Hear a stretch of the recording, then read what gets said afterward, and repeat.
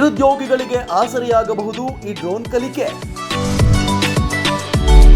ಕೃಷಿಯ ಔಷಧಿ ಸಿಂಪಡಣೆಗೂ ಕೃಷಿಕ ಡ್ರೋನ್. ಕಾರ್ಗಿಚ್ಚನ್ನ ಕೂಡ ನಂದಿಸಲು ಈ ಡ್ರೋನ್ ಬಳಕೆಯನ್ನ ಮಾಡಬಹುದು. ಸರ್ವೆ ಮತ್ತು ಸುರಕ್ಷತೆಗಾಗಿ ಡ್ರೋನ್ ಬಳಕೆ ಅತ್ಯುತ್ತಮ. ಡ್ರೋನ್ ಕಲಿಯುವ ಆಸಕ್ತಿ ಇರುವವರಿಗೆ ಇದೊಂದು ಸುವರ್ಣ ಅವಕಾಶ. ಬೆಂಗಳೂರಿನಲ್ಲಿಯೇ ಆರಂಭವಾಗಿದೆ ಡ್ರೋನ್ ಚಾಲನಾ ಶಾಲೆ.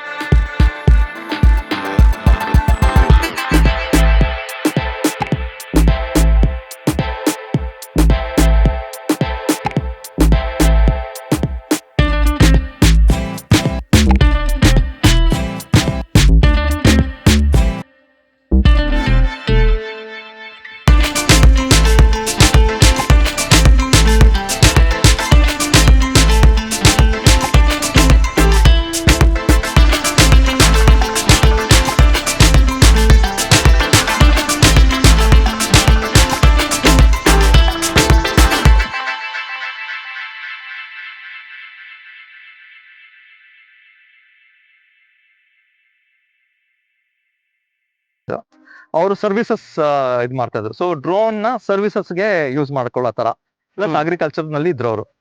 ನಾವು ಕೃಷಕ ಡ್ರೋನ್ಸ್ ಅಂತ ಒಂದು ಸ್ಟಾರ್ಟ್ ಮಾಡ್ಕೊಂಡಿದ್ವಿ. ಸೊ ಪ್ಯೂರ್ಲಿ ಅಗ್ರಿಕಲ್ಚರ್ ಇದು ಅಂದ್ರೆ ನಮ್ದು ಮೇನ್ ನಾವು ಸರ್ವಿಸಸ್ ಕೊಡ್ತಾ ಇಲ್ಲ, ಬರೀ ಮ್ಯಾನುಫ್ಯಾಕ್ಚರಿಂಗ್. ಓ, ನೀವೇ ತಯಾರಕರ ಸರ್? ನಾವೇ ತಯಾರಕ. ಬೆಂಗಳೂರಲ್ಲಿ ತಯಾರು ಮಾಡ್ತೀರಾ? ಹೌದು, ಮ್ಯಾನುಫ್ಯಾಕ್ಚರಿಂಗ್ ಇನ್ ಬ್ಯಾಂಗ್ಳೂರ್. ಇಲ್ಲಿ ನಮ್ಮ ನಾಗರಬಾವಿ ತಯಾರಕರು. ಹೌದು. ಓ, ಅದ್ಭುತ ಸರ್. ನೋಡಿ, ಒಂದು ಡ್ರೋನ್ ಅನ್ನೋದು ನಮ್ಗೆ ಇನ್ನೂ ಅಂದ್ರೆ ಭಾರತೀಯರಿಗೆ ಇನ್ನೂ ಅಷ್ಟೊಂದು ಸನಿಯ ಆಗಿಲ್ಲ. ಆಮೇಲೆ ಅಷ್ಟೊಂದು ನಾಲೆಜ್ ಇಲ್ಲ ಅದ ಡ್ರೋನ್ ಬಗ್ಗೆ. ಕರೆಕ್ಟ್. ಇವಾಗ ಮ್ಯಾನುಫ್ಯಾಕ್ಚರರ್ ನಮ್ಮ ಬೆಂಗಳೂರಲ್ಲಿ ಇದಾರೆ ಅಂದಂಗಾಯ್ತು.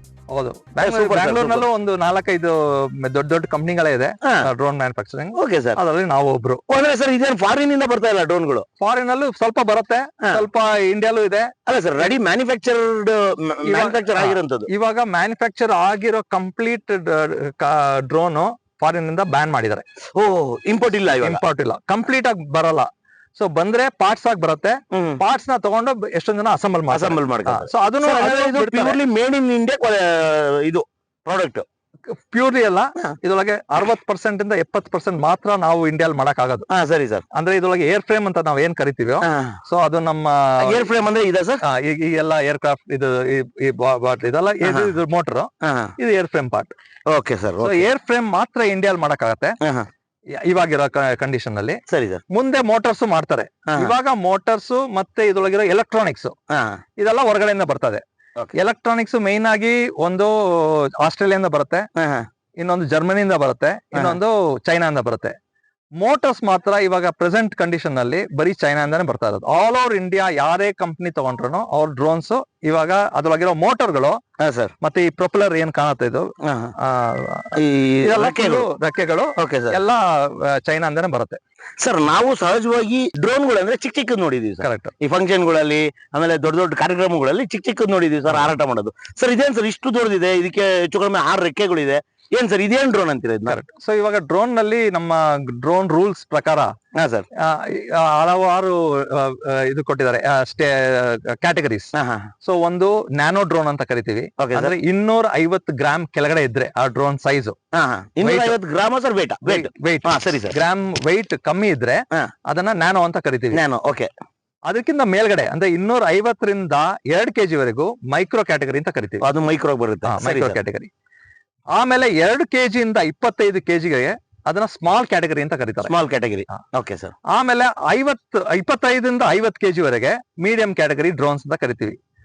ಆಮೇಲೆ 50 kg ಮೇಲೆ ಇರೋದನ್ನ ಲಾರ್ಜ್ ಕ್ಯಾಟಗರಿ ಅಂತ ಕರೀತಾರೆ. ಸರ್ ಇವಾಗ ನ್ಯಾನೋ ಇಂದ ಅಪ್ ಟು ಲಾಸ್ಟ್ ಅಂದ್ರೆ ಸರ್ ಎಷ್ಟು ಕೆಜಿ ತೂಕದ್ದು ಇದೆ ಇಂಡಿಯಾಲಿ ಇವಾಗ ಆಲ್ಮೋಸ್ಟ್ 1,500 kg ಅಷ್ಟು ಇದೆ. ಹೌದು ಸರ್. 1500 kgs ಡ್ರೋನ್ ಇದೆ. ಅಂದ್ರೆ ತುಂಬಾ ದೊಡ್ಡದಿರುತ್ತೆ ಸರ್ ಸೈಜ್ ಅಲ್ಲಿ. ಹೌದು. ಇವಾಗ ನಾವು ಇಸ್ರೇಲ್ ಇಂದ ತಗೊಂಡಿರೋ ಡ್ರೋನ್ ಅಲ್ಲ ಆತರ. ಓ ಸರಿ ಸರ್. ಇವಾಗ ಡಿಫೆನ್ಸ್ ಅಲ್ಲಿ ಬಳಸ್ತಿರೋಂತ ಡ್ರೋನ್ಗಳು. ಸರ್ ಇವಾಗ ಈ ಡ್ರೋನ್ ಏನು ಸರ್, ಇದು ಏನು ಬಳಸ್ತಿಲ್ಲ? ಸೊ ಇದು ಏನಂದ್ರೆ ಇವಾಗ ಇಲ್ಲಿ ನಿಮ್ಮ ಎದುರುಗಡೆ ಇರೋದ್ರಲ್ಲಿ 2 ಕ್ಯಾಟಗರಿ ಇದೆ. ಹಾ ಸರ್. ಅಲ್ಲಿ ಕೆಳಗಡೆ ನಿಂತ್ಕೊಂಡಿರೋದು ಸ್ಮಾಲ್ ಕ್ಯಾಟಗರಿ ಅಂತ ಇದೆ ಸರ್. ಇದು 4 kg ಅಷ್ಟು ತೂಕ ಇದೆ ಇದ್ರೊಳಗೆ, ಬ್ಯಾಟ್ರಿ ಎಲ್ಲ ಸೇರಿ. ಹಾ ಸರ್. ಇದ್ರೊಳಗೆ ಏನು ಅಂದ್ರೆ ಇದ್ರದ್ದು ಸ್ಪೆಷಾಲಿಟಿ ಏನಂದ್ರೆ ಇದು ಸರ್ವೆಲೆನ್ಸ್ ಡ್ರೋನ್ ಅಂತ ಕರಿತೀವಿ. Surveillance. Survey and surveillance. Survey ಅಂದ್ರೆ ಇವಾಗ ನಮ್ಮ ಇದನ್ನ ಡಿಜಿಟಲ್ ಮಾಡ್ತಾ ಇದಾರೆ ಎಲ್ಲ ಲ್ಯಾಂಡ್ ರೆಕಾರ್ಡ್ಸ್ ಎಲ್ಲ. ಸೊ ಅದಕ್ಕೆ ಯೂಸ್ ಮಾಡಕ್ಕೆ ಸರ್ವೆ ಡ್ರೋನ್ಸ್ ಯೂಸ್ ಮಾಡ್ತಾರೆ. ಸರ್ವೇಯರ್ಸ್ ಗೆ ತುಂಬಾ ಉಪಯೋಗ ಆಗಿದೆ.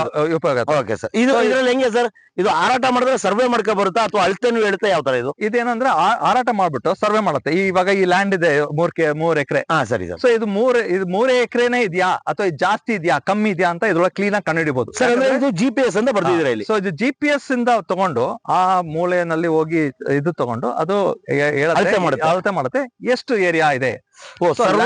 ಎರಡನ್ನೂ ಮಾಡುತ್ತೆ ಸರ್. ಸರ್ವೆ ಅಂಡ್ ಅಳತೆ. Okay sir. ಸೊ ಅವಾಗ ಡಿಜಿಟಲ್ ಇದು ಎಲ್ಲ ರೆಕಾರ್ಡ್ ನ ಡಿಜಿಟಲ್ ಮಾಡಕ್ಕೆ ಈ ಡ್ರೋನ್ ತುಂಬಾ ಯೂಸ್ಫುಲ್. ಓಕೆ, ಇದು ಒಂದು ಇದರದ್ದು ಕೆಲಸ. ಇದ್ರ ಇನ್ನೊಂದು ಕೆಲಸ ಏನಂದ್ರೆ ಸರ್ವೆಲೆನ್ಸ್ ಅಂದ್ರೆ ಏನು, ಇವಾಗ ದೊಡ್ಡ ಇವಾಗ ಆರ್ಮಿದು ಯೂನಿಟ್ ಇದೆ ಅಥವಾ ನಮ್ಮ ಇದಿದೆ ಏನೋ ನ್ಯೂಕ್ಲಿಯರ್ ಫೆಸಿಲಿಟಿ ಇದೆ ಅಥವಾ ದೊಡ್ಡ ಕಂಪ್ನಿಗಳಿವೆ, ಇವಾಗ ರಿಲಯನ್ಸ್ ಪೆಟ್ರೋಲ್ ಕೆಮಿಕಲ್ಸ್ ಅಲ್ಲ, ಇವ್ರನ್ನ ಇದೆಲ್ಲ ತುಂಬಾ ದೊಡ್ಡ ಏರಿಯಾ. ಆ ದೊಡ್ಡ ಏರಿಯಾನ ಹೆಂಗೆ ಸರ್ವೆಲೆನ್ಸ್ ಮಾಡೋದು ಅಂದ್ರೆ ಕಾಯೋದು ಏನು.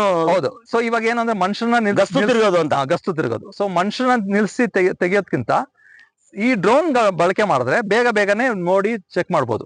ಇದು ಒಂದು. ಇನ್ನೊಂದು ಏನು ಅಂದ್ರೆ ಈ ಡ್ರೋನ್ ಅಡ್ವಾಂಟೇಜ್ ಏನಂದ್ರೆ ಈ ಡ್ರೋನ್ ಬೇರೆ ಸಿಸ್ಟಮ್ ಜೊತೆಗೆ ಇಂಟಿಗ್ರೇಟ್ ಮಾಡಬಹುದು. ಇವಾಗ ಏನಂದ್ರೆ ಕೆಳಗಡೆ ಎಷ್ಟೊಂದು ಇವಾಗ ಸ್ಮಾರ್ಟ್ ಫೆನ್ಸ್ ಎಲ್ಲ ಬಂದಿದೆ. ಈ ಸ್ಮಾರ್ಟ್ ಫೆನ್ಸ್ ನಲ್ಲಿ ಏನಾಗುತ್ತೆ ಅಂದ್ರೆ ಸ್ಮಾರ್ಟ್ ಫೆನ್ಸ್ ನಲ್ಲಿ ಹೇಳತ್ತೆ ಯಾವ ಜಾಗದಿಂದ ನಮ್ಗೆ ಇಂಟ್ರೂಡರ್ ಬಂದಿದ್ದಾರೆ ಅಂತ, ಅಪಘಾತ ನಡೀಬಹುದು. ಫೆನ್ಸ್ ಮೇಲೆ ಸ್ಮಾರ್ಟ್ ಫೆನ್ಸ್ ಮಾಡಿದ್ರೆ ಇದನ್ನ ಯಾರಾದ್ರೂ ಬಂದಿದ್ದು ಮುಟ್ಟಿದ ತಕ್ಷಣ ಅಲ್ಲಿಂದ ಅಲ್ಲಿ ಸಿಗ್ನಲ್ ಬರುತ್ತೆ ಕಮಾಂಡ್ ಕಂಟ್ರೋಲ್ ರೂಮ್ಗೆ. Okay okay. ಸೊ ಆ ಸಿಗ್ನಲ್ ಏನ್ ಬರುತ್ತೋ ಆ ಸಿಗ್ನಲ್ ನ ನಾವು ಇದ್ರೊಳಗೆ ಡೈರೆಕ್ಟ್ ಆಗಿ ಇಂಟಿಗ್ರೇಟ್ ಮಾಡಿದ್ರೆ ಡ್ರೋನ್ ಆಟೋಮೆಟಿಕ್ ಆಗಿ ಅಲ್ಲಿಂದ ಬಂದು ಇಲ್ಲಿ ತನಕ ಎಲ್ಲಿ ಇಂಟ್ರೂಡ್ ಆಗಿದೆ ಅಲ್ಲಿ ತನಕ ಬರುತ್ತೆ. ಎಲ್ಲ ಸರ್ಚ್ ಮಾಡ್ಕೊಂಡು ಲೊಕೇಶನ್ ಯಾಕಂದ್ರೆ GPS ಇವಾಗ ಎಲ್ಲ ಇದು GPS ಲೊಕೇಟೆಡ್. ನೀವು ಇವಾಗ ಯಾರೇ ನಿಂತ್ಕೊಂಡಿದ್ರು ನಾವ್ ಎಲ್ಲಿದೀವಿ ಅನ್ನೋದು ಹೇಳಕ್ಕೆ ಒಂದೇ ಒಂದು ಇದು ಅಂದ್ರೆ GPS. ಸೊ ಅದೇ ಇದನ್ನ ನಾವು ಇದ್ರೊಳಗೆ ಯೂಸ್ ಮಾಡಿದೀವಿ. ಸೊ ಎಕ್ಸಾಕ್ಟ್ ಆಗಿ ನಮ್ಗೆ ಎಲ್ಲಿ ಬೇಕೋ ಅಲ್ಲಿಗೆ ಇದನ್ನ ಡೈರೆಕ್ಟ್ ಆಗಿ ಅದೇ ಬರ್ಬೋದು, ಆಟೋಮೆಟಿಕ್ ಆಗಿ ಬರೋ ತರ ಮಾಡಿರೋದು. ಇದು ಮೀಡಿಯಂ ಕ್ಯಾಟಗರಿ ಡ್ರೋನ್ ಅಂತ. ಇದು ಅಪ್ರಾಕ್ಸಿಮೇಟ್ಲಿ 30 kg ಅಷ್ಟು ವೆಯ್ಟ್ ಇದೆ. ಇದ್ರೊಳಗೆ ಎಲ್ಲಾನು ಫಿಲ್ ಮಾಡಿದ್ರೆ ಇದು 40 ತನಕ ಹೋಗುತ್ತೆ, 42 kg ತನಕ ಹೋಗುತ್ತೆ. ಎಲ್ಲರೂ ಅಂದ್ರೆ ಸರ್ ಏನ್ ಫಿಲ್ ಇದ್ರೊಳಗೆ ಹೇಳ್ತೀನಿ. ಸೊ ಇದ್ರೊಳಗೆ ಏನಂದ್ರೆ ಈ ಡ್ರೋನ್ ನಾವು ಮುಖ್ಯವಾಗಿ ಏನು ಅಂದ್ರೆ ನಮ್ಮ ಕಂಪ್ನಿದು ಇದು save the soil save the forest ಅಂತ ಒಂದು ಅದ್ಭುತ concept. So save the soil ನಲ್ಲಿ ನಮ್ದು ಅಗ್ರಿಕಲ್ಚರ್ ಡ್ರೋನ್ ಇದೆ. ಸೇವ್ ದ ಫಾರೆಸ್ಟ್ ನಲ್ಲಿ ಫಾರೆಸ್ಟ್ ನ ಉಳಿಸೋದು. ಇವಾಗ ನೀವು ನೋಡಿದ್ರೆ ಈ ಲಾಸ್ಟ್ ಒಂದು 3 ತಿಂಗಳಲ್ಲಿ more than thousands of hectares of Uttarakhand ನಲ್ಲಿರೋ ಫಾರೆಸ್ಟ್ ಎಲ್ಲ ಸುಟ್ಟೋಗಿದೆ. ಇದು ಶಾಖಕ್ಕೆ ಬಿಸಿಲು ಜಾಸ್ತಿ ಆಗಿ ಡ್ರೈ ಆಗಿರೋ ಕಾರಣದಿಂದ ಬೆಂಕಿ ಹತ್ಕೊಂಡ್ಬಿಡುತ್ತೆ. ಬೆಂಕಿ ಹತ್ಕೊಂಡಾಗ ಎಷ್ಟೊಂದ್ ಜಾಗದಲ್ಲಿ ಹೋಗಿ ನಾವು ಇದೇ ಮಾಡಕ್ಕಾಗಲ್ಲ. ಇವಾಗ ನಾವು ಹೆಲಿಕಾಪ್ಟರ್ ಯೂಸ್ ಮಾಡಿ ನೀರ್ ಹಾಕಿದ್ವಿ. ಹೌದು. ಓಕೆ, ಬಟ್ ಅದು ಅಷ್ಟೊಂದು ಅದು ಹೆಲಿಕಾಪ್ಟರ್ ತರಬೇಕು ಅಂದ್ರೆ ಟೈಮ್ ತಗೊಳತ್ತೆ. ಪ್ಲಸ್ ಇನ್ನೊಂದೇನು ಅಂದ್ರೆ ಅದೆಲ್ಲ ಪ್ರೋಸೆಸ್ ಇದೆ. ಸೊ ಅಷ್ಟರಲ್ಲೇ ಎಷ್ಟೊಂದು ಸುಟ್ಟೋಗ್ಬಿಡುತ್ತೆ. ಸೊ ಇದು ಏನಂದ್ರೆ ನಮ್ದು ಕ್ವಿಕ್ ಆಗಿ ಎಲ್ಲೇ ಒಂದು ಇವಾಗ ಇನಿಷಿಯಲಿ ಬೆಂಕಿನ ಯಾವಾಗ ಅಂದ್ರೆ ಬೆಂಕಿ ಯಾವಾಗ ಕಾಣುತ್ತೋ ಅವಾಗ್ಲೇ ಆರಿಸ್ಬಿಟ್ರೆ ಅದು ಬೇಗ. ಸೊ ಅದನ್ನ ಅದಕ್ಕೋಸ್ಕರ ಇದು ಮಾಡಿರೋದು.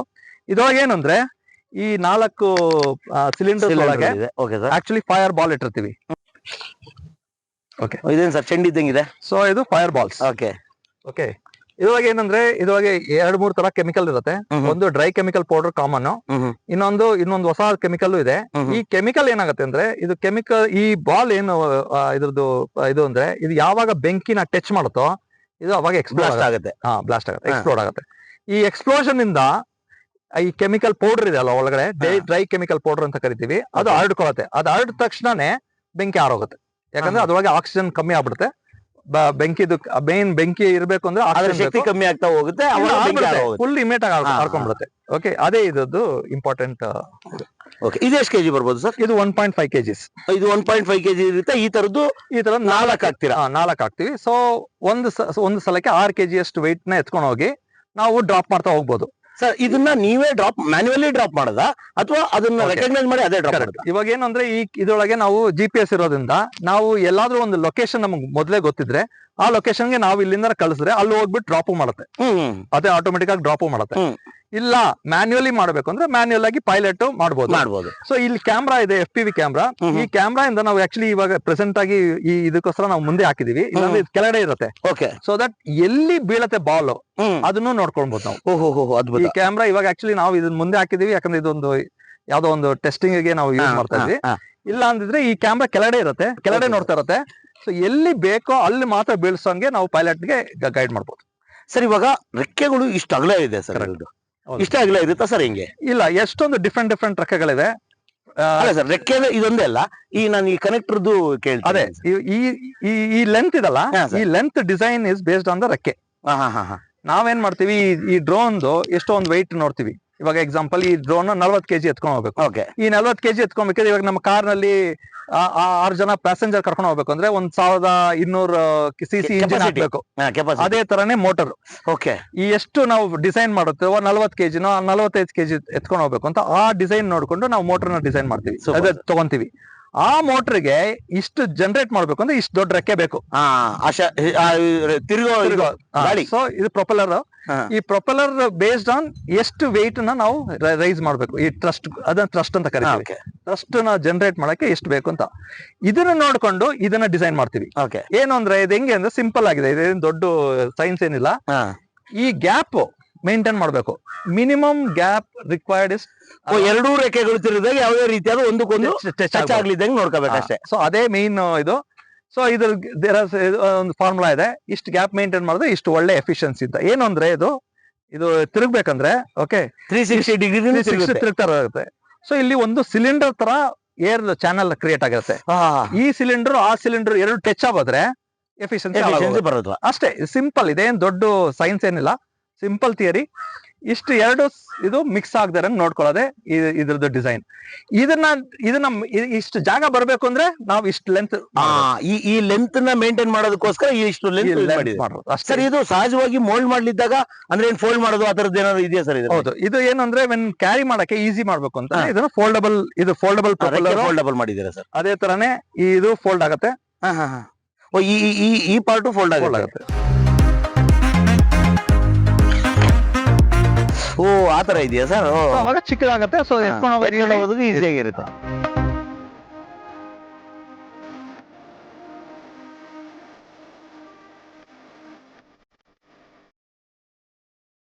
ಸರ್, ಇದು ಸರ್ವೆಲೆನ್ಸ್ ಮತ್ತೆ ಸರ್ವೇದು ಅಂತ ಹೇಳಿದ್ರಿ. ಸರ್, ಇದು ಹೆಂಗೆ ಚಾಲನೆ ಮಾಡುತ್ತೆ? ಆಮೇಲೆ ನಿಮ್ಗೆ ಡೈರೆಕ್ಟ್ ಆಗಿ GPS ಇಂದಾನೇ ನಿಮಗೆ ಡೌನ್ಲೋಡ್ ಮಾಡ್ಕೋಬೋದಾ ಅಥವಾ ಮೆಮೊರಿ ಕಾರ್ಡ್ ಈ ತರದ್ದು ಏನಾದ್ರು ಇದೆಯಾ ಸರ್ ಇದರಲ್ಲಿ? ಸೊ ಇದ್ರೊಳಗೆ ಎರಡು ಮೇನ್ ಇದು ಇಂಪಾರ್ಟೆಂಟ್ ಏನಂದ್ರೆ, ಒಂದು ಇದ್ರದ್ದು ಸಿಸ್ಟಮ್, ಸೆಕೆಂಡ್ ಒನ್ ಇದ್ರ ಕ್ಯಾಮ್ರಾ. ಈ ಕ್ಯಾಮ್ರಾ ಸರ್ ಇದು ನೋಡ್ಬೋದಾ?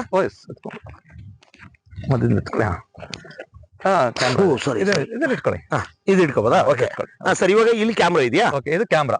ಓಕೆ. ಸೊ ಈ ಕ್ಯಾಮ್ರಾ ಒಳಗೆ ಇದು ಏನಂದ್ರೆ, ಇದು ಎರಡು ಕ್ಯಾಮ್ರಾ ಇದೆ ಒಳಗೆ. ಒಂದು ಎಲೆಕ್ಟ್ರೋ ಆಪ್ಟಿಕಲ್ ಪೇಲೋಡ್ ಅಂತ ಕರಿತೀವಿ, ಇನ್ನೊಂದು ಥರ್ಮಲ್ ಪೇಲೋಡ್ ಅಂತ ಕರಿತೀವಿ. ಥರ್ಮಲ್ ಪೇಲೋಡ್ ಅಂದ್ರೆ ರಾತ್ರಿ ಹೊತ್ತು ಬೆಳಕೆ ಇಲ್ದಿರೋ ಟೈಮ್ ನಲ್ಲೂ ನಾವು ಯಾರು ಮನುಷ್ಯರಿದ್ದಾರೆ ಅಥವಾ ಪ್ರಾಣಿಗಳಿದೆ ಇದನ್ನೆಲ್ಲ ಕಂಡುಹಿಡಿಬಹುದು. ಯಾಕೆಂದ್ರೆ ಎಲ್ಲಾ ಬಾಡಿನೂ ಹೀಟ್ ಪ್ರೊಡ್ಯೂಸ್ ಮಾಡ್ತಾರೆ. ನಾವು ಕೋವಿಡ್ ನಲ್ಲಿ ನೋಡ್ತಾ ಇದ್ವಲ್ಲ, ಅದೇ ಹೀಟ್ ನ ಇದು ತಗೊಳತ್ತೆ. ತಗೊಂಡ್ಬಿಟ್ಟು ರಾತ್ರಿ ಹೇಳತ್ತೆ, ಇಲ್ಲಿ ಯಾರೋ ನಿಂತ್ಕೊಂಡಿದ್ದಾರೆ. ಯಾಕಂದ್ರೆ ಕತ್ಲೆಯಲ್ಲಿ ಏನು ಕಾಣದಿರೋ ಟೈಮ್ ನಲ್ಲೂ ಇದು ಥರ್ಮಲ್ ಕ್ಯಾಮ್ರಾ ಒಂದು ರೀತಿಯಾಗಿ ಈ ಪ್ರಾಣಿಗಳ ಕಣ್ಣು ತರ ಕೆಲಸ ಮಾಡುತ್ತೆ ಅನ್ಬೋದಾ? ಹೌದು. Okay sir. ಓಕೆ. ಸೊ ಇದು ಥರ್ಮಲ್ ಕ್ಯಾಮ್ರಾ. ಈ ಎಲೆಕ್ಟ್ರೋ ಆಪ್ಟಿಕಲ್ ಕ್ಯಾಮ್ರಾನಲ್ಲಿ ಒಂದು ವಿಡಿಯೋ ಯೂಸ್ ಮಾಡ್ಬೋದು. ಇನ್ನೊಂದು ಏನು ಅಂದ್ರೆ, ಇದನ್ನ ನಾವು ಈ ಸರ್ವೆ ಯೂಸ್ ಮಾಡ್ಬೋದು. ಇದು ಏನಾಗತ್ತೆ, ಸರ್ವೆನಲ್ಲಿ ಇದು ಕೆಳಗಡೆ ತಿರ್ಕೊಂಡ್ಬಿಡುತ್ತೆ. ಹಿಂಗೆ ತಿರ್ಕೊಂಡ್ಬಿಟ್ಟು ಕಂಟಿನ್ಯೂಸ್ ಆಗಿ ಫೋಟೋ ತಗೊಳತ್ತೆ. ಬೇರೆ ಟೈಮ್ ನಲ್ಲಿ ವಿಡಿಯೋ ತಗೊಳ್ತಾ ಇರತ್ತೆ. ಸರ್ವೆ ಮಾಡ್ಬೇಕಂದ್ರೆ ಫೋಟೋಸ್ ತಗೊಳುತ್ತೆ. ಫೋಟೋಸ್ ನಮ್ದು ಒಂದು ಇದು ಕೊಟ್ಟಿರ್ತೀವಿ ನಾವು, ಇಷ್ಟು ಏರಿಯಾ ಬೈ ಇಷ್ಟು ಏರಿಯಾ ಅಂತ. ಅದನ್ನ GCD ಅಂತ ಕರಿತೀವಿ. ಅದೆಲ್ಲ ಫುಲ್ ಡೀಟೇಲ್ ಓಕೆ. ಸೊ ಆ GCD ನೋಡಿ ಅದು ಫೋಟೋಸ್ ತಗೊಂತಾ ಹೋಗುತ್ತೆ. ಸೊ ಈ ಫೋಟೋಸ್ ಎಲ್ಲ ತಗೊಂಡು ನಾವು ಸಾಫ್ಟ್ವೇರ್ ನಲ್ಲಿ ಸ್ಟಿಚ್ ಮಾಡಬಹುದು. ಸ್ಟಿಚ್ ಮಾಡಿದಾಗ ಒಂದು ದೊಡ್ಡ ಜಾಗದ ಫೋಟೋ ಬರುತ್ತೆ. ಈ ಜಾಗದ ಒಂದೊಂದನ್ನೇ ಸೇರಿಸ್ತಾ ಹೋದಾಗ ನಿಮ್ಗೆ ಅದು ಒಂದು ಪಿಕ್ಚರ್ ಬರುತ್ತೆ. ಕರೆಕ್ಟ್. ಕ್ಲಿಯರ್ ಸ್ಟಿಚಿಂಗ್ ಅಂತ ಕರೀತಾರೆ. ಆ ಸಾಫ್ಟ್ವೇರ್ ನ ಎಷ್ಟೊಂದು ಇಂಡಿಯನ್ ಕಂಪ್ನೀಸ್ ಇದಾರೆ ಸಾಫ್ಟ್ವೇರ್ ಮಾಡೋರು, ಫಾರಿನ್ ಇಂದನೂ ಕಂಪ್ನಿಗಳಿವೆ. ಇದನ್ನ ಯೂಸ್ ಮಾಡ್ಬಿಟ್ಟು ಅದ್ರದ್ದು ಎಕ್ಸಾಕ್ಟ್ ಏರಿಯಾ ಎಷ್ಟು ಈ ಜಾಗದ್ದು ಸರ್ವೆ ಅದರಿಂದ ಸರ್ವೆ ಮಾಡ್ತಾರೆ. ಸರ್ ಇದೇನ್ ಬ್ಯಾಟ್ರಿನಾ ಸರ್ ಇದು? ಹೌದು, ಇದು ಈ ಬ್ಯಾಟ್ರಿ. ಇವಾಗ ಮೊದಲು ಈ ಬ್ಯಾಟ್ರಿನೂ ಹೊರಗಡೆಯಿಂದ ಬರೋದು. ಇವಾಗ ಇಂಡಿಯನ್ ನಲ್ಲೇ ಒಂದ್ 2-3 ಕಂಪ್ನಿಗಳು ಸ್ಟಾರ್ಟ್ ಮಾಡ್ಕೊಂಡಿದ್ದಾರೆ. ಇವಾಗ ನಾವು ಯೂಸ್ ಮಾಡ್ತಾ ಇರೋದು Indian company, Chennai based company, empower ಅಂತ ಒಂದು ಕಂಪ್ನಿ ಅವ್ರದ್ದು. ಸರ್ ಇವಾಗ ಈ ಮೋಟ್ರು ಇದು ರನ್ನಿಂಗ್ ಆದ್ರೆ ನಿಮ್ಗೆ ಫ್ಲೈ ಆಗುತ್ತೆ. ಕರೆಕ್ಟ್. ಈ ರೆಕ್ಕೆ ಇದಿಷ್ಟು ಚೈನಾ ಮತ್ತು ಆಸ್ಟ್ರೇಲಿಯಾದಿಂದ ಬರ್ತಾ ಇದೆ? ಇಲ್ಲ, ಈ ಮೋಟರ್ ಮಾತ್ರ ಚೈನಾಯಿಂದಾನೇ ಬರ್ತಾ ಇರೋದು.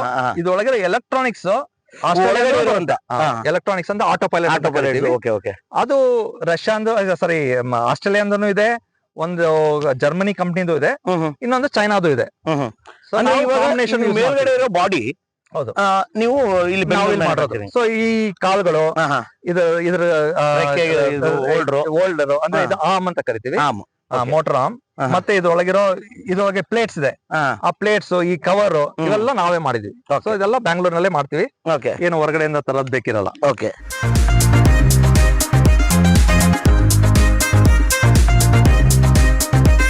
ಮುಂದೆ ಬೇರೆ ಬೇರೆ ಡ್ರೋನ್ ಗಳಿವೆ. ಅದು ದುಂಬಿ ಅಂತ ಒಂದಿಟ್ಟಿದ್ವಿ. ದುಂಬಿ ಅಂದ್ರೆ ಏನೋ ತುಂಬಾ ಹೊತ್ತು ಅಲ್ಲೇ ಇರುತ್ತೆ. ದುಂಬಿ ಅಂದ್ರೆ ದುಂಬಿ ಅನ್ನೋದು ಅದು ಅನಿಬಿ ಒಂದೇ ಕಡೆ ಜೇನುಳ. ಸೊ ಅದು ಒಂದೇ ಕಡೆ ಇರುತ್ತೆ. ಸೊ ನಮ್ದು ಅದು ಟೆದರ್ ಡ್ರೋನ್ ಹೇಳ್ದಲ್ಲ, ಆ ಟೆದರ್ ಡ್ರೋನ್ ಹೆಸರು ದುಂಬಿ ಅಂತ ಇಟ್ಟಿರೋದು. ಯಾಕಂದ್ರೆ ಅದು ಒಂದೇ ಕಡೆ ಇರುತ್ತೆ, ಅದು ಎಲ್ಲೂ ಹೋಗಲ್ಲ. ಯಾಕಂದ್ರೆ ಅದು ಕೆಳಗಡೆಯಿಂದ ಒಂದು ವೈರ್ ಹೋಗಿರುತ್ತೆ, ಅದಕ್ಕೆ ಕಂಟಿನ್ಯೂಸ್ ಆಗಿ ಪವರ್ ಸಪ್ಲೈ ಇರುತ್ತೆ. ಸೊ ಅದು ಅದ್ರದ್ದು ವಿಶೇಷ. ಅದೇ ತರ ಮತ್ತೆ ಕಾರ್ಗೋ ಡ್ರೋನ್ ಇದೆ. ಕಾರ್ಗೋ ಅಂದ್ರೆ ದೊಡ್ಡ ದೊಡ್ಡ ವೆಯ್ಟ್ ಎತ್ಕೊಂಡು ಹೋಗೋದಕ್ಕೆ. ಅದನ್ನ ಗೋದಾವನ್ ಅಂತ ಇಟ್ಟಿದ್ವಿ. ಗೋದಾವನ್ ಅನ್ನೋದು ಒಂದ್ ಬರ್ಡ್. ಅದು ಎಷ್ಟೊಂದ್ ಜನಕ್ಕೆ ಗೊತ್ತೇ ಇಲ್ಲ. ಹೌದು ಸರ್, ಇಂಡಿಯನ್ ಬರ್ಡ್ ಅದು. Indian biggest bird. ಇವಾಗ ಆಸ್ಟ್ರಿಚ್ ಇಸ್ ಆಸ್ಟ್ರೇಲಿಯನ್ ಬರ್ಡ್. ಅದೇ ತರ ಇಂಡಿಯನ್ ಬಿಗ್ಗೆಸ್ಟ್ ಬರ್ಡ್ ಇಸ್ ಗೋದಾವನ್. ಅದೇ ತರ ನಾವೆಲ್ಲ ಬರ್ಡ್ ಹೆಸರಿನಲ್ಲಿ ಇಡ್ತಾ ಇದ್ವಿ. ಇವಾಗ ಇದು ಸ್ಪೆಷಲ್ ಆಗಿ ಅಗ್ನಿ ಅಂತ ಇಟ್ಟಿರೋದ್ರಿಂದ ಇದನ್ನ ಅಗ್ನಿ ಅಂತಾನೆ ಇಟ್ವಿ. ಆಕ್ಚುಲಿ ಇದನ್ನ ಡ್ರ್ಯಾಗನ್ ಅಂತ ಇಡ್ಬೇಕು ಅಂತ ಅನ್ಕೊಂಡಿದ್ವಿ. ಬಟ್ ಡ್ರ್ಯಾಗನ್ ಅಗೇನ್ ಮತ್ತೆ ಚೈನೀಸ್ ಸೊ ಅಗ್ನಿ ಇದು ಡ್ರ್ಯಾಗನ್ ಅಂತ. ಸೊ ಅದು ಬೇಡ ಅಂದ್ಬಿಟ್ಟು ಅಗ್ನಿ ಅಂತ ಇಟ್ಕೊಂಡು. Sir super. ಎಲ್ಲೋ ಒಂದು ಭಾರತೀಯತೆಯನ್ನು ಎತ್ತಿ ತೋರಿಸಿದಂತ ಆಗುತ್ತೆ. ಅಂದ್ರೆ ಆ ಸಂಸ್ಕೃತ ಪದಗಳು, ಕರೆಕ್ಟ್, ಆ ಬಳಕೆ. ಹೌದು. ಏನಂದ್ರೆ ನಾವು ಇವಾಗ ಎಲ್ಲಾರು ಸುಮ್ನೆ ನಾವು ಹೆಸರನ್ನ ಬೀಟಲ್ ಅಥವಾ ಫಾಕ್ಸ್ ಟ್ಯಾಕ್ ಈ ತರ ಎಷ್ಟೊಂದು ಹೆಸರು ಇಡ್ಬೋದು ನಾವು. ಹೌದು, ವೆರಿ ಕಾಮನ್ ಆಗಿ ಎಲ್ಲ most of the companies wants to ಅಂದ್ರೆ ವರ್ಲ್ಡ್ ನಾವು ತೋರ್ಸ್ಕೊಬೇಕು, ನಾವು ಬಟ್ ನನ್ನ ಅನಿಸಿಕೆ ಏನಂದ್ರೆ ಯಾಕೆ ನಮ್ಮ ಇಂಡಿಯನ್ ನೇಮ್ ಹೊರಗಡೆ ಹೋಗ್ಬಾರ್ದು? ಭಾರತೀಯರ ಹೆಸರು ಯಾಕೆ ಪ್ರಚಾರ? ನಾನು ಫಸ್ಟ್ ದುಂಬಿ ಇಟ್ಟಾಗ ನನ್ಗೆ ಎಷ್ಟೊಂದ್ ಜನ ಹೇಳಿದ್ರು, ಸರ್ ಯಾಕೆ ದುಂಬಿ ಇಡ್ತಾ ಇದೀರಾ, ಬೇರೆ ಎಲಿಸ್ಟರ್ ಅವ್ರ ಬೇರೆ ಹೆಸರು ಇಟ್ಟಿದಾರಲ್ಲ ಅಂತ. ನಾ ಅದು ದುಂಬಿ ಇಟ್ಕೊಳ್ಳಿ, ನೋಡೋಣ, ಕೇಳೋಣ ಏನಾಗತ್ತೆ ಅಂತ. ಹೌದು, ಸರ್ಪ್ರೈಸ್ ಆಗಿ ನಾವು ದುಂಬಿನ ಕಳಿಸಿದಾಗ ಎಷ್ಟೊಂದ್ ಜನಕ್ಕೆ ಹೊರಗಡೆ ಎಲ್ಲ ಅವ್ರು ಇಮಿಡಿಯೇಟ್ ಆಗೋದು ದುಂಬಿ ಅಂದ್ರೆ ಇಟ್ಸ್ ಬಿ ಅಂತ. ಅಂದ್ರೆ ಇವಾಗ ಇರೋ ಟೆಕ್ನಾಲಜಿ ಬಿಕಾಸ್ ಆಫ್ ಗೂಗಲ್ ಎಲ್ಲ ನಾವ್ ಏನ್ ಹೆಸರು ಇಟ್ಟ ತಕ್ಷಣ ಅವರು ಗೂಗಲ್ ಮಾಡ್ತಾರೆ, ಅವ್ರಿಗೆ ಗೊತ್ತಾಗ್ಬಿಡುತ್ತೆ. ಓ ಇದು ಬಿ ಅಂದ್ರೆ ಅವ್ರಿಗೆ ಗೊತ್ತಾಯ್ತು, ಅದು ಒಂದೇ ಕಡೆ ಇರುತ್ತೆ, ತುಂಬಾ ಹೊತ್ತು ಆಡ್ತಾ ಇರತ್ತೆ ಅಂತ. ಸೊ ಹಂಗಾಗಿ ನಾವು ಅದಕ್ಕೋಸ್ಕರನೇ ಬರ್ಡ್ ಹೆಸರುಗಳನ್ನ ನಾವು ಇಂಡಿಯನ್ ಬರ್ಡ್ ಹೆಸರನ್ನೇ ಇಟ್ಕೊಂಡ್ವಿ. ಅಂಡ್ ಇಂಡಿಯನ್ ಪದಗಳನ್ನ ಯೂಸ್ ಮಾಡ್ಬೇಕು, ಇಲ್ಲಾಂದ್ರೆ ಬೇರೆಯವ್ರಿಗೆ ಗೊತ್ತಾಗಲ್ಲ, ಹೊಟ್ಟೋಗುತ್ತೆ. ನಿಜ, ಅದ್ಭುತ ಸರ್. ಸರ್ ಇವಾಗ ಇದೊಂದು ಡ್ರೋನ್ ನೋಡ್ತಾ ಇದೀವಿ, ಇದೇನ್ ಸರ್? ಇದು ಸೇವ್ ದ ಸಾಯಿಲ್. ಅದು ಸೇವ್ ದ ಫಾರೆಸ್ಟ್, ಇದು ಸೇವ್ ದ ಸಾಯಿಲ್ ಬಂತು. Super. So save the soil ಅಂದ್ರೆ ಏನಂದ್ರೆ ಇವಾಗ ಬಿಗ್ಗೆಸ್ಟ್ ಪ್ರಾಬ್ಲಮ್ ಇಂಡಿಯಾದಲ್ಲಿ ಫೇಸ್ ಆಗ್ತಾ ಇರೋದು ನಮ್ಮ ಇದಕ್ಕೆ ಅಗ್ರಿಕಲ್ಚರ್. ಓಕೆ, ಒಂದು ಇದು ನಾವು ಸ್ಟಾರ್ಟ್ ಮಾಡಿದ್ದು ಪೋಸ್ಟ್ ಕೋವಿಡ್ ಆದ್ಮೇಲೆ ಏನಾಯ್ತು ಅಂದ್ರೆ ಬಿಗ್ಗೆಸ್ಟ್ ಪ್ರಾಬ್ಲಮ್ ಏನು ಅಂದ್ರೆ ನಮ್ಗೆ ಲೇಬರ್ ಪ್ರಾಬ್ಲಮ್. ನಮ್ಮ ಅಗ್ರಿಕಲ್ಚರ್ ಅಂದ್ರೆ ರೈತರಿಗೆ ಲೇಬರೇ ಸಿಗ್ತಾ ಇರಲಿಲ್ಲ. ಯಾಕಂದ್ರೆ ನಾವು ಲೇಬರ್ ತುಂಬಾನೇ ಯೂಸ್ ಮಾಡ್ತಾ ಇದ್ವಿ ಫಾರ್ ಸ್ಪ್ರೇಯಿಂಗ್. ಯಾಕಂದ್ರೆ ಫಾರ್ಮರ್ಸೇ ಮಾಡ್ತಾ ಇರ್ಲಿಲ್ಲ, ಸೊ ಲೇಬರ್ಸ್ ತಗೊಂತ ಇದ್ರು. ಕೋವಿಡ್ ಬಂದ್ಮೇಲೆ ಲೇಬರ್ಸ್ ಎಲ್ಲ ಒಂದು ಹೊರಗಡೆ ಹೊಟ್ಟೋದ್ರು. ಇನ್ನೊಂದೇನು ಅಂದ್ರೆ ಕೋವಿಡ್ ಭಯಕ್ಕೆ ಯಾವಾಗಲೇ ಇದನ್ನ ಸ್ಪ್ರೇ ಮಾಡ್ತೀವೋ ಅದು ನಮ್ಮೇಲೂ ಬೀಳತ್ತೆ, ನಮಗೂ ಎಫೆಕ್ಟ್ ಆಗತ್ತೆ ಅಂದ್ಬಿಟ್ಟು ಸ್ಪ್ರೇ ಮಾಡೋದೇ ನಿಲ್ಸ್ಬಿಟ್ರು. ಅದೇ ಲೇಬರ್ ಪ್ರಾಬ್ಲಮ್ ತುಂಬಾ ದೊಡ್ಡ ಪ್ರಾಬ್ಲಮ್. ಸೊ ಆ ಟೈಮ್ ನಲ್ಲಿ ಈ ಅಗ್ರಿಕಲ್ಚರ್ ಡ್ರೋನ್ ಇದು ಒಂದು ಏನಂದ್ರೆ ಒಂದು ವರದಾನ ಫಾರ್ ಫಾರ್ಮರ್ಸ್. ಇದ್ರೊಳಗೆ ಏನು ಅಂದ್ರೆ ನಮ್ಮ ಬೇಸಿಕ್ಲಿ ಇವಾಗ ನಾವು ಕೈಲಿ ಸ್ಪ್ರೇ ಮಾಡಿದ್ರೆ ಅಂದ್ರೆ ಮ್ಯಾನ್ಯುಯಲ್ ಸ್ಪ್ರೇ ಅಂತ ಕರಿತೀವಿ. ಮ್ಯಾನ್ಯುಯಲ್ ಸ್ಪ್ರೇ ಮಾಡಿದ್ರೆ ಅದ್ರ ಎಫಿಷಿಯನ್ಸಿ ಇಸ್ ಓನ್ಲಿ 32%. 32%. ಯಾವ್ದಕ್ಕೆ ಸರ್? ಬೆಳೆಗೆ? ಅಂದ್ರೆ ಅದು efficiency ಅದು ಏನು ನಾವು ಹಾಕ್ತಿವೋ ಫರ್ಟಿಲೈಸರ್ ಆಗ್ಲಿ ವಿಡಿಸೈಡ್ ಆಗ್ಲಿ ಅಥವಾ ಏನಾದ್ರು ಹಾಕ್ತಿವಿ ಅದ್ರದ್ದು ಬರೀ 32% ಮಾತ್ರನೇ. ಅದ್ಯಾಕೆ ಅಂದ್ರೆ ನಾವು ಸ್ಪ್ರೇ ಮಾಡ್ತೀವೋ ಅದ್ರದ್ದು ಏನು ಡ್ರಾಪ್ಲೆಟ್ ಅಂತ ಕರಿತೀವಿ, ಹನಿಗಳು ಅದು ದಪ್ಪ ಇರುತ್ತೆ ಸ್ಪ್ರೇ ಮ್ಯಾನ್ಯುಯಲ್ ಸ್ಪ್ರೇ ಮಾಡಿದಾಗ. ಸೊ ಅದೇನಾಗುತ್ತೆ, ಇವಾಗ ನೀವು ಒಂದು ಎಲೆ ಮೇಲೆ ಅದು ಹೋಗಿ ಆ ಹನಿ ಬಿದ್ದಾಗ ಆ ಎಲೆಗೆ ಆ ವೆಯ್ಟ್ ಆಫ್ ಹನಿಯಿಂದ ಆ ಎಲೆ ಬೆಂಡ್ ಆಗಿ ಸೊ ಎಷ್ಟು ನಾವು ಹಾಕ್ತಾ ಇದ್ರೋ ಅದೆಲ್ಲ ನೆಲಕ್ಕೆ ಹೋಗುತ್ತೆ. ಓಕೆ, ಈ ಡ್ರೋನ್ಸ್ ಯೂಸ್ ಮಾಡೋದ್ರಿಂದ ಏನಂದ್ರೆ ಈ ಸ್ಪ್ರೇಯಿಂಗ್ ಸಿಸ್ಟಮ್ ನಲ್ಲಿ ಅದ್ರದ್ದು ಹನಿಗಳನ್ನ ಚಿಕ್ಕದ್ ಮಾಡ್ತೀವಿ. ಸೈಜ್ ಹನಿ ಸೈಜ್ ಕಮ್ಮಿ ಆಗುತ್ತೆ. ಓಕೆ, ಸೊ ಮಂಜಿನ ಹನಿ ತರ ಇರುತ್ತೆ. ಹೌದು, ಅಲ್ಲೇ ನಿಂತಿರುತ್ತೆ. ಅವಾಗ ಅದು ಎಲೆ ಮೇಲೆ ಬಿದ್ದಾಗ ಅದು ಅದ್ರ ಮೇಲೆ ಇರುತ್ತೆ. ನಮ್ಗೆ ಏನೇ ಒಂದು ನಾವು ಕೆಮಿಕಲ್ ಹಾಕಿದ್ರು ಅದು ಒಂದು ಮಿನಿಮಮ್ 1 hour to 2 hours ಅದ್ರ ಮೇಲೆ ಇರಬೇಕು ಎಫೆಕ್ಟ್ ಬೇಕು ಅಂದ್ರೆ. ಸೊ ಅದನ್ನ ಇದು ಕೊಡುತ್ತೆ. ಅದೇ ಇದು ಬಿಗ್ಗೆಸ್ಟ್ ಅಡ್ವಾಂಟೇಜ್. ಅದಕ್ಕೆ ಎಫಿಷಿಯನ್ಸಿ ಫ್ರಮ್ 32% ಇಂದ ನಿಯರ್ಲಿ 78 to 80% ಎಫಿಷಿಯಂಟ್ ಈ ನೀವು ಡ್ರೋನ್ ನಲ್ಲಿ ಸ್ಪ್ರೇ ಮಾಡೋದ್ರಿಂದ. ಪ್ಲಸ್ ಇವಾಗ ಮೊನ್ನೆನೂ ಒಂದು ಡೆಕನಾಲ್ಡ್ ಇದೆಲ್ಲ ಬಂದಿದೆ, ಎಷ್ಟು ಇಂಪ್ರೂವ್ ಆಗಿದೆ ಅಂತ. ಇವಾಗ ನಾವು ಅವತ್ತು ನಮ್ಗೆ ಹೇಳ್ತಾ ಇದ್ವಿ, ನಾವು ಗೋರಖ್ಪುರ್ ನಲ್ಲಿ ಹೋಗಿ ಇದನ್ನ 6 months ಟ್ರಯಲ್ಸ್ ಮಾಡಿದೀವಿ. ಓಕೆ, ಗೋರಖ್ಪುರ್ ನಲ್ಲಿ 6 ತಿಂಗಳು ಕಂಟಿನ್ಯೂಸ್ ಆಗಿ ವೀಟ್ ಮೇಲೆ ನಾವು ಬರೀ ಗೋಧಿ ಬೆಳೆ ಮೇಲೆ ಇದನ್ನ ಯೂಸ್ ಮಾಡಿದೆ. ಗೌರ್ಮೆಂಟ್ ಸ್ಪಾನ್ಸರ್ಡ್ ಇದಾಗಿತ್ತು ಅದು. ಆವಾಗ ನಾವು ನೋಡಿದೀವಿ 4 ರಿಂದ 6 ಟನ್ ಏಕರ್ನಲ್ಲಿ, 1 ಏಕರ್ಗೆ 4 ರಿಂದ 6 ಟನ್ ಇನ್ಕ್ರೀಸ್ ಆಗಿದೆ ಬೆಳೆ. ಇಳುವರಿ ಜಾಸ್ತಿ ಆಗಿದೆ. ಅದ್ಭುತ. ಇದು ಹೆಸರು ಕೃಷಕ ಅಂತ ಇಟ್ಟಿದ್ದೀವಿ. ಇದ್ರ ಹೆಸರೇ ಕೃಷಕ. ಕಂಪನಿ ಹೆಸರು ಕೃಷಕನೇ. ಸೂಪರ್. ಓಕೆ, ಸೊ ಕೃಷಕ ಅಂದ್ರೆ ಫಾರ್ಮರ್, ರೈತ ಅದೇ ಹೆಸರು. ಇದು ಒಂದು ರೈತಾನೆ. ಯಾಕಂದ್ರೆ ಅವ್ನು ಏನ್ ಮಾಡ್ತಾನೋ ಅದೇ ಕೆಲಸ. ಯಾಂತ್ರಿಕ ರೈತ. ಓಕೆ, ಸೊ ಅದಕ್ಕೆ ಕೃಷಕ ಅಂತಾನೆ ಇಟ್ಟಿದ್ವಿ. ಇದ್ರೊಳಗೆ ಡಿಫ್ರೆಂಟ್ ಮಾಡೆಲ್ ಇದೆ. ಇದು 10 ಲೀಟರ್ಸ್ ಅಂದ್ರೆ 10 ಲೀಟರ್ ಒಂದ್ಸಲ ತಗೊಳತ್ತೆ. ಇದು ಏನಂದ್ರೆ ಒಂದು ಸಲ ತಗೊಂಡ್ರೆ 1 ರಿಂದ 1.25 ಏಕರ್ ತನಕ ಕವರ್ ಮಾಡುತ್ತೆ. ಒಂದು 10 ಲೀಟರ್. ಸೊ ಅದಕ್ಕೆ ಇದು 10 ಲೀಟರ್. ಇದೆಲ್ಲ 14 ಲೀಟರ್ ಒಂದಿದೆ, 30 ಲೀಟರ್ ಇದೆ, ಇನ್ನೊಂದು 50 ಲೀಟರ್ ಇದೆ. ಅದೆಲ್ಲ ದೊಡ್ಡ ಡ್ರೋನ್. ಅಂದ್ರೆ ತುಂಬಾ ದೊಡ್ಡ ಜಾಗ ಇದ್ರೆ 5 ಏಕರ್ 6 ಏಕರ್ ಇದ್ರೆ ಅವ್ರಿಗೆ 50 ಲೀಟರ್ ಡ್ರೋನ್ ನ ಯೂಸ್ ಮಾಡ್ಕೊಳಕ್ಕೆ. ಸರ್, ಇವಾಗ ರೈತರು ಇದನ್ನ ಬಳಸ್ತಾ ಇದಾರ ಅಥವಾ ಸರ್ಕಾರದಿಂದ ಏನಾದ್ರು ಇದು ಕೆಮಿಕಲ್ ಹೊಡೆಯೋ ತರ ಯಾವ ತರ ಇದೆ ಸರ್? ರೈತರು ಡೈರೆಕ್ಟ್ ಆಗಿ ಇದನ್ನ ಬಳಸ್ಕೊಂತಲ್ಲ. ಇವಾಗ ಏನು ಪ್ರೆಸೆಂಟ್ ಆಗಿ ಇದನ್ನ ಹೆಂಗೆ ಯೂಸ್ ಆಗ್ತಾ ಇದೆ ಅಂದ್ರೆ ಅಗ್ರಿಟೆಕ್ ಕಂಪ್ನಿಗಳು. ಅಂದ್ರೆ ಈ ಅಗ್ರಿಟೆಕ್ ಕಂಪ್ನಿ ಅಂದ್ರೆ ಯಾರು ಫರ್ಟಿಲೈಸರ್ಸ್ ಮಾಡ್ತಾರೆ, ಯಾರು ಇದೆಲ್ಲ ವಿಡಿಸೈಡ್ ಎಲ್ಲ ಮಾಡ್ತಾರಲ್ಲ, ಆ ಕಂಪ್ನಿಗಳು ಅವ್ರ ಪ್ರಾಡಕ್ಟ್ ನ ಎತ್ಕೊಂಡು ಹೋಗಿ ಸೊ ಇವಾಗ ಮೇನ್ ಇದನ್ನ ಬೈಯರ್ ಇಫ್ಕೋ ಅಂತ ಒಂದು ಕಂಪ್ನಿ ಹೌದು. ಸೊ ಅವರೇ ಇದ್ರ ಮೇನ್ ಮೇಜರ್ ಬೈಯರ್. ಇವಾಗ ಲಾಸ್ಟ್ 1 year ನಲ್ಲಿ ಮೋರ್ ದೆನ್ 4,000 ಡ್ರೋನ್ ನ ಅವರು ಪರ್ಚೇಸ್ ಮಾಡಿದ್ದಾರೆ. ಪರ್ಚೇಸ್ ಮಾಡ್ಬಿಡ್ತಾರೆ. ನೀವೇನು ಬೇಕಿಲ್ಲ, ಪರ್ಚೇಸ್ ಮಾಡ್ತಾರೆ. ಸೊ ಅಲ್ಲಿಂದ ಮುಂದೆ ಮಾಡ್ತಾರೆ. ಇವಾಗ ಗೌರ್ಮೆಂಟ್ ಅವರು ಮತ್ತೆ ಇವಾಗ ವೆರಿ ಶಾರ್ಟ್ಲಿ ಅಂದ್ರೆ ಇವಾಗ ಪ್ರಧಾನ ಮಂತ್ರಿ ಮೊದಲು ಹೇಳಿದ್ರು, ಎಲ್ಲಾ FPO ಅಂದ್ರೆ ಒಂದು ಫಾರ್ಮರ್ ಪ್ರೊಡ್ಯೂಸಿಂಗ್ ಆರ್ಗನೈಸೇಷನ್. ಒಂದು FPO ಅಂದ್ರೆ 5 ಫಾರ್ಮರ್ ಗಳು ಸೇರಿ ಒಂದು FPO ಮಾಡ್ತಾರೆ. ಒಂದು ಗುಂಪು ಮಾಡ್ತಾರೆ. ಅದು FPO ಅಂತ ಮಾಡ್ತಾ ಇದ್ರು. ಎಲ್ಲಾ FPOಗೆ ಒಂದೊಂದು ಡ್ರೋನ್ ಕೊಡ್ಬೇಕು ಅಂತ ಗೌರ್ಮೆಂಟ್ ಇದು ಮಾಡ್ತಾರೆ. ಗೌರ್ಮೆಂಟ್ ಆಫ್ ಇಂಡಿಯಾ ಇಂದಾನೇ ಕೊಡ್ಬೇಕು. ಅದ್ರೊಳಗೆ ಏನಂದ್ರೆ ಫುಲ್ ದುಡ್ಡು ಅವ್ರು ಹಾಕಲ್ಲ. 25% ಫಾರ್ಮರ್ಸ್ ಹಾಕ್ತಾರೆ, 75% ಗೌರ್ಮೆಂಟ್ ಕೊಡುತ್ತೆ. ಇವಾಗ 10 ಲಕ್ಷ ಡ್ರೋನ್ ಅಂತ ಇದ್ರೆ 7.5 ಲಕ್ಷ ಗೌರ್ಮೆಂಟ್ ಕೊಡುತ್ತೆ, 2.5 ಲಕ್ಷ ಈ 5 ಜನ ಸೇರಿ 2.5 ಲಕ್ಷ ಕಲೆಕ್ಟ್ ಮಾಡ್ಕೊಂಡ್ರೆ 7.5 ಲಕ್ಷ ಗೌರ್ಮೆಂಟ್ ಕೊಡುತ್ತೆ. ಅದ್ಭುತ ಸರ್. ಇವಾಗ ನೀವು ಒಂದು ಹೆಮ್ಮೆ ಅನ್ಸುತ್ತೆ ಸರ್, ಯಾಕಂದ್ರೆ ಭಾರತದಲ್ಲಿ ಡ್ರೋನ್ ಇವಾಗ ಪ್ರಚಲಿತಕ್ಕೆ ಬರ್ತಿರೋದು ಒಂದು, ಅದು ಬೆಂಗಳೂರು ಅಂತ ನಗರದಲ್ಲಿ ಇವತ್ತು ಡ್ರೋನ್ ಮ್ಯಾನುಫ್ಯಾಕ್ಚರರ್ಸ್ ನೀವು ಇದೀರಾ. ನಿಜವಾಗ್ಲೂ ಕನ್ನಡಿಗರಾಗ್ಲಿ ಭಾರತೀಯರಾಗ್ಲಿ ಪ್ರತಿಯೊಬ್ಬರು ಹೆಮ್ಮೆ ಪಡುವಂತ ವಿಚಾರ ಸರ್. ಈ ರೀತಿಯ ಕಂಪನಿಗಳು ಬೆಂಗಳೂರಲ್ಲಾಗ್ಲಿ ಅಥವಾ ಭಾರತದಲ್ಲಾಗ್ಲಿ ಎಷ್ಟಿರ್ಬೋದು ಸರ್ ಅಂದಾಜು? ಇವಾಗ ನೀವು ಇಂಡಿಯಾಲ್ ನೋಡಿದ್ರೆ 400 ರಿಂದ ಮೇಲ್ಪಟ್ಟು ಕಂಪನಿಗಳಿವೆ. ಮ್ಯಾನುಫ್ಯಾಕ್ಚರರ್ಸ್ ಅಂತ ಅಥವಾ ಇಂಟಿಗ್ರೇಟರ್ 400 ಕಂಪ್ನಿ ಇದೆ. ಬಟ್ ಅದರೊಳಗೆ ಇವಾಗ ಒಂದು 48 ಕಂಪ್ನಿಗಳು ಮಾತ್ರ ಟೈಪ್ ಸರ್ಟಿಫೈಡ್. ಅಂದ್ರೆ ಈ ಡ್ರೋನ್ಗೂ ಒಂದು ಸರ್ಟಿಫಿಕೇಶನ್ ಇದೆ. ಇವಾಗ ನಿಮ್ಗೆ ಹೆಂಗೆ ಇವಾಗ ನಿಮ್ಮ RC ಕಾರ್ಡ್ ಇರುತ್ತೋ ಅದೇ ತರ ಟೈಪ್ ಸರ್ಟಿಫಿಕೇಶನ್ ಅಂತ ಆಗತ್ತೆ. ಸೊ ಅದನ್ನ DGC ಅವರು ಟೈಪ್ ಸರ್ಟಿಫೈ ಮಾಡ್ತಾರೆ. ಅದನ್ನ ನೋಡಿದ್ರೆ ಇವಾಗ 48 ಕಂಪ್ನಿಗಳಿದೆ. ಇವಾಗ ಮೊನ್ನೆ 3 ಆಗಿದೆ. ಸೊ 51 ಕಂಪ್ನಿಗಳು ಮಾತ್ರಗೆ ಆ 400 ಕಂಪ್ನಿನಲ್ಲಿ 51 ಕಂಪ್ನಿಗೆ ಟೈಪ್ ಸರ್ಟಿಫಿಕೇಶನ್ ಸಿಗುತ್ತೆ. 10% ಅಷ್ಟು ಕಂಪನಿಗಳಿಗೆ ಮಾತ್ರನೇ ಟೈಪ್ ಸರ್ಟಿಫೈಡ್ ಇರೋದು. ಸೊ ಟೈಪ್ ಸರ್ಟಿಫೈಡ್ ಅಂದ್ರೆ ಏನು, ಆ ಡ್ರೋನ್ ಡಿಸೈನ್ ಎಲ್ಲಾನು ನೀವು ಕರೆಕ್ಟ್ ಆಗಿ ಮಾಡಿದಿರಾ ಅಂತ. ಇವಾಗ ಎಷ್ಟೊಂದ್ ಜನ ನೀವು ಹೇಳಿದ್ರಲ್ಲ, ಅಸೆಂಬಲ್ ಮಾಡ್ತಾರ. So assemble ಮಾಡ್ಬಿಡ್ಬೋದು. ಅಸೆಂಬಲ್ ಮಾಡಿದ್ರೆ ಅದು ಡಿಸೈನ್ ಅವೆಲ್ಲ ನಿಮ್ಮ ಹತ್ರ ಇರಲ್ಲ, ಟೆಕ್ನಾಲಜಿ ಗೊತ್ತಿರಲ್ಲ, ಸುಮ್ನೆ ತಾಮನ್ ಜೋಡಿಸೋದು ಅದು ಬಿದ್ದಾಗ ಅಥವಾ ಅದ್ರದ್ದು ಏನೋ ಪ್ರಾಬ್ಲಮ್ ಆಗೋದು ಅದನ್ನೆಲ್ಲ ನಾವು ರೆಕ್ಟಿಫೈ ಮಾಡಕ್ಕಾಗಲ್ಲ, ರೆಕಗ್ನೈಸ್ ಮಾಡಕ್ಕಾಗಲ್ಲ, ಅದನ್ನ ಕ್ಲಿಯರ್ ಮಾಡಕ್ಕಾಗಲ್ಲ. ಅದಕ್ಕೋಸ್ಕರ ಬರೀ ಇಷ್ಟೇ ಕಂಪ್ನಿಗೆ ಕ್ಲಿಯರೆನ್ಸ್ ಸಿಕ್ಕಿದೆ. ಇದ್ರೊಳಗೆ ಏನಂದ್ರೆ ಕಂಪ್ನಿಯಲ್ಲಿ ಬರೀ ಇದನ್ನ ಮಾತ್ರ ನೋಡಲ್ಲ, ಇದು ಏನ್ ಡಿಸೈನ್ ಮಾಡಿದ್ರಿ ಅಂತ, ನಿಮ್ಮ ಹತ್ರ ಪ್ರೊಡಕ್ಷನ್ ಫೆಸಿಲಿಟಿ ಇದೆಯಾ, ನೀವು ಎಷ್ಟು ಕೆಪಾಸಿಟಿ ಇದೆಯಾ, ನೀವು ಎಷ್ಟು ಇಂಡಿಜಿನೈಸ್ ಮಾಡಿದಿರಾ ಇದ್ರೊಳಗೆ. ಇವಾಗ ಅದೇ ಹೇಳದಲ್ಲ, 60% ಇಂಡಿಜಿನೈಸ್ ಆಗಿದೆ ಅಂದ್ರೆ 60% ಇದು ನಾವು ಮಾಡಿದೀವಿ, ಮಿಕ್ಕಿದ್ದು ನಾವು ತಗೊಂತಾ ಇದೀವಿ, ಮುಂದೆ ಏನಾದ್ರು ಪ್ಲಾನ್ ಇಟ್ಕೊಂಡಿದ್ರ ಎಲ್ಲಾನು ನೋಡ್ತಾರೆ ಗೌರ್ಮೆಂಟ್. ಅದೆಲ್ಲ ಮಾಡಿದ್ಮೇಲೆ ಟೈಪ್ ಸರ್ಟಿಫಿಕೇಶನ್ ಕೊಡ್ತಾರೆ. ಟೈಪ್ ಸರ್ಟಿಫಿಕೇಶನ್ ಕೊಟ್ಟಾಗ ಇದಕ್ಕೊಂದು ಪ್ಲೇಟ್ ಬರುತ್ತೆ. ಪ್ಲೇಟ್ ಅಂದ್ರೆ ಅದ್ ಮೇಲ್ಗಡೆ ನಮ್ಮ ಹೆಂಗೆ ಪ್ಲೇಟ್ ಇದ್ದಂಗೆ ಅದೇ ತರ ಇದಕ್ಕೊಂದು ನಂಬರ್ ಇರುತ್ತೆ, ಅದು ಯೂನಿಕ್ ನಂಬರ್, UIN ಅಂತ ಕರಿತೀವಿ, ಯೂನಿಕ್ ಐಡೆಂಟಿಫಿಕೇಶನ್ ನಂಬರ್, ಅದು ಕೊಟ್ಟಿರ್ತಾರೆ. ಸರ್ ಈ ಒಂದು ಐಡೆಂಟಿಫಿಕೇಶನ್ ಅಲ್ಲಿ ಕೃಷಿಕನು ಇದೆ. ಇವಾಗ ನಾವು ಅಪ್ಲೈ ಮಾಡಿದೀವಿ, ಸೊ ಇದು ನಡೀತಾ ಇದೆ ಇವಾಗ, ಇದು ಟೈಪ್ ಸರ್ಟಿಫಿಕೇಶನ್ ನಡೀತಾ ಇದೆ ಇವಾಗ. ಅಂದ್ರೆ ಆ 40 ರಿಂದ 50 ಜನ ಲೈಸೆನ್ಸ್ ಹೋಲ್ಡರ್ಸ್ ಅಲ್ಲಿ ನೀವು ಒಬ್ರು ಅಪ್ಲೈ ಮಾಡಿ, ನಾವು ಅಪ್ಲೈ ಮಾಡಿ. Super sir.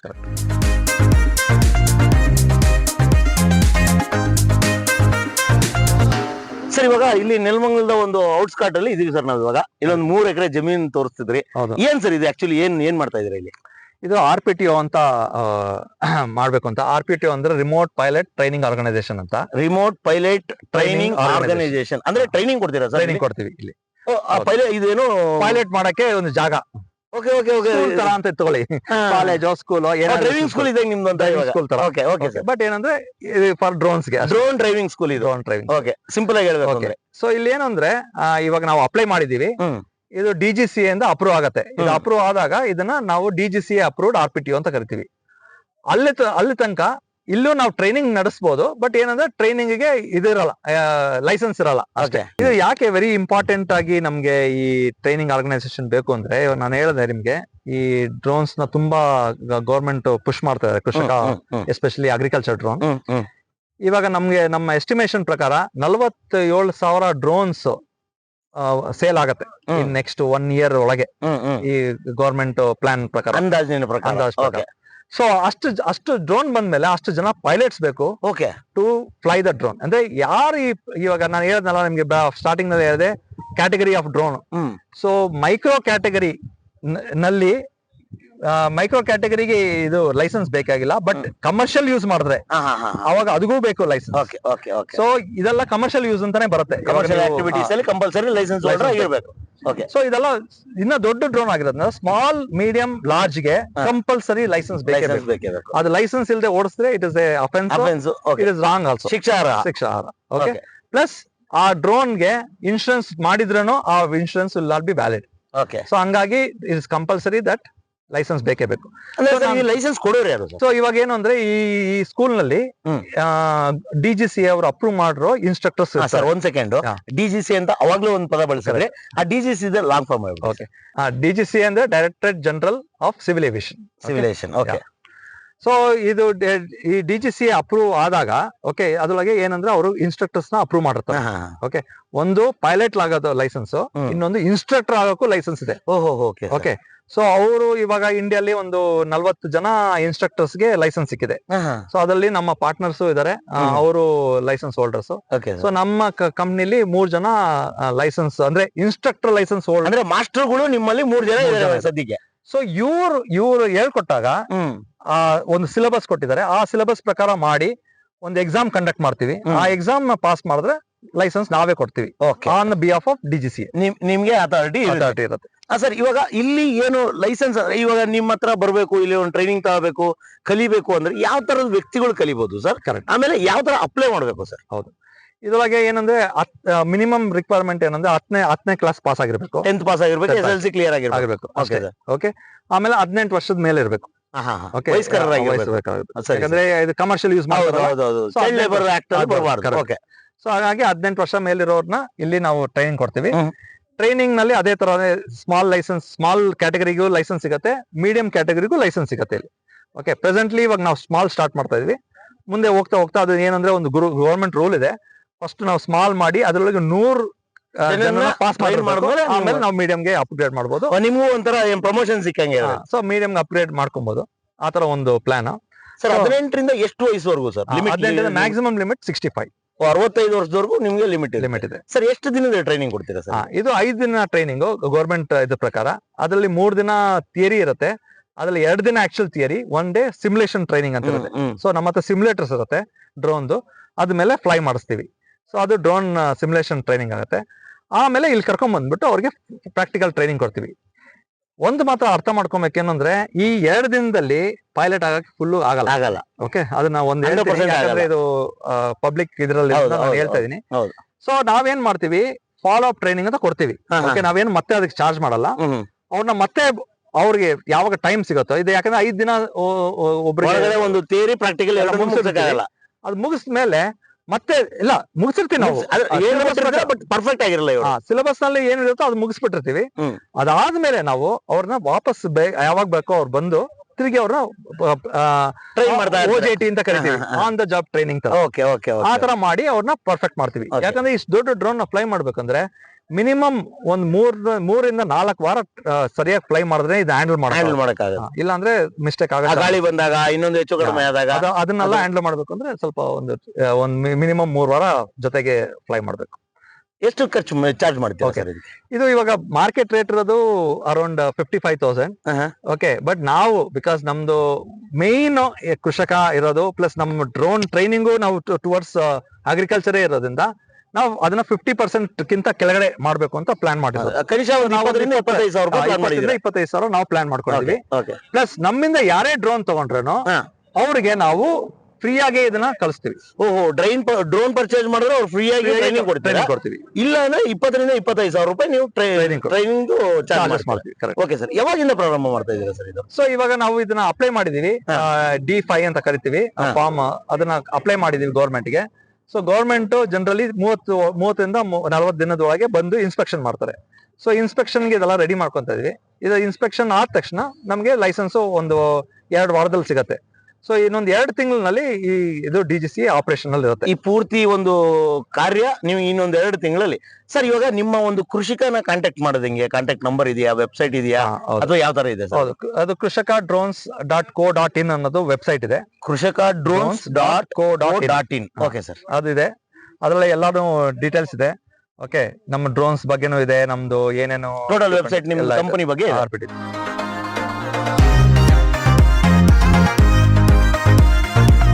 ಇವತ್ತು ಡ್ರೋನ್ ಪೈಲಟ್ ಜೊತೆಲಿ ಇದೀವಿ. ಸರ್ ನಮಸ್ಕಾರ ಸರ್, ನಿಮ್ಮ ಹೆಸರು ಸರ್? ನನ್ನ ಹೆಸರು ಶ್ರೀಹರ್ಷ ಅಂತ. ಶ್ರೀಹರ್ಷ ಸರ್. ಸರ್, ಇದು ನೀವು ಟ್ರೈನಿಂಗ್ ತಗೊಂಡಿದ್ರೆ ಯಾವ ತರ ಸರ್? ಇದು ಜಸ್ಟ್ ನಾನು ಟ್ರೈನಿಂಗ್ ತಗೊಂಡಿದ್ದೀನಿ. ನೀವು ಲೈಸೆನ್ಸ್ ಹೋಲ್ಡರ್?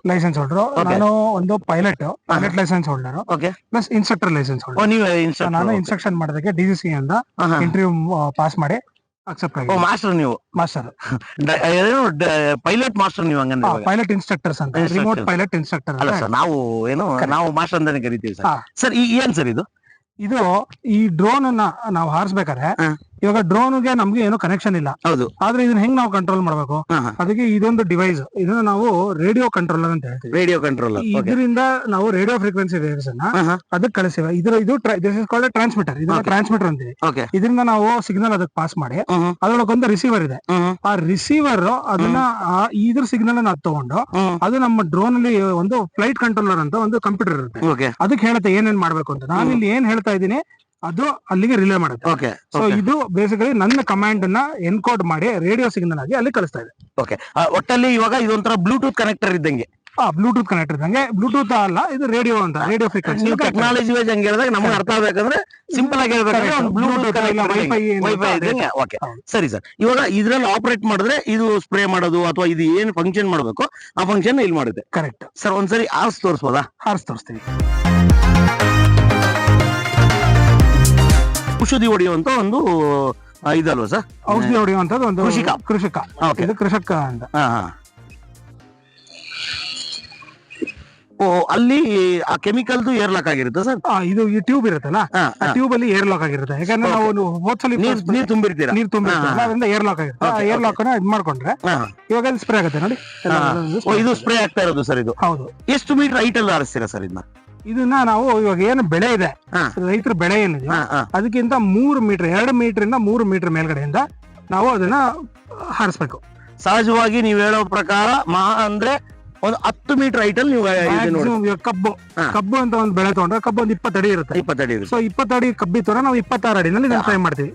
ಬೆಳೆಗಿಂತ ಒಂದು 3 ರಿಂದ 4 ಅಡಿ ಮೀಟರ್, 6 ಅಡಿ ಮೇಲೆ ಮಿನಿಮಮ್ 2 ಮೀಟರ್ ನೀವು 2 ಮೀಟರ್ ಮೇಲೆ. ನೋಡೋಣ ಸರ್ ಆರೋದನ್ನ.